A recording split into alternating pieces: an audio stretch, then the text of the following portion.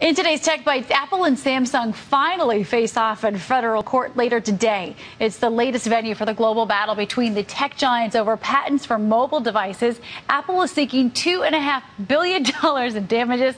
Samsung has countersued.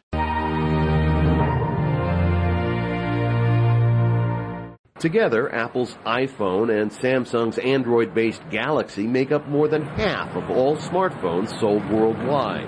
So the courtroom showdown could have enormous implications, not only for both companies, but also for consumer choice.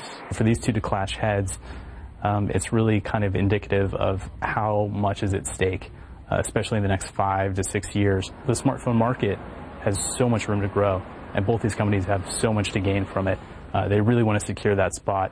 Apple is seeking a whopping $2.5 billion in damages and a ban on sales of Samsung phones and tablet computers in the U.S. The case is all about design patents and specifically about the aesthetic appearance of the smartphone, the iPhone, and the iPad, and saying that Samsung's designs got too close to the line and indeed crossed the line.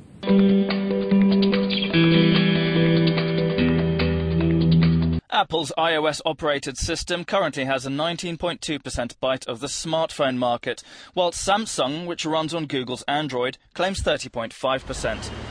Apple's central argument is that Samsung willfully infringed their intellectual property rights, but Samsung contends that Apple is being anti-competitive in order to maintain exorbitant profits.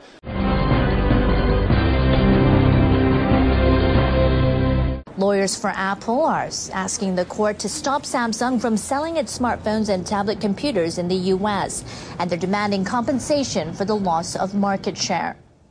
The Apple side says designers at Samsung copied the iPhone after the smartphone hit the market in 2007. Samsung's lawyers argue the iPhone was not an original design. They say the people at Apple based their model on others from Sony.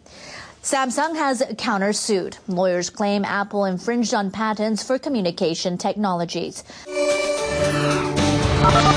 A judge has already banned a version of Samsung's Galaxy tablet until this dispute gets sorted out.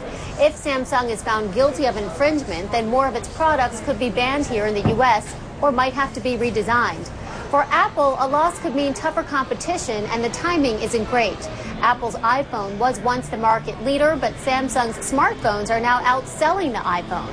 Ultimately, it's a case that will determine which company was the real innovator, and that can have a big impact on the tech industry and what features you see on your gadgets.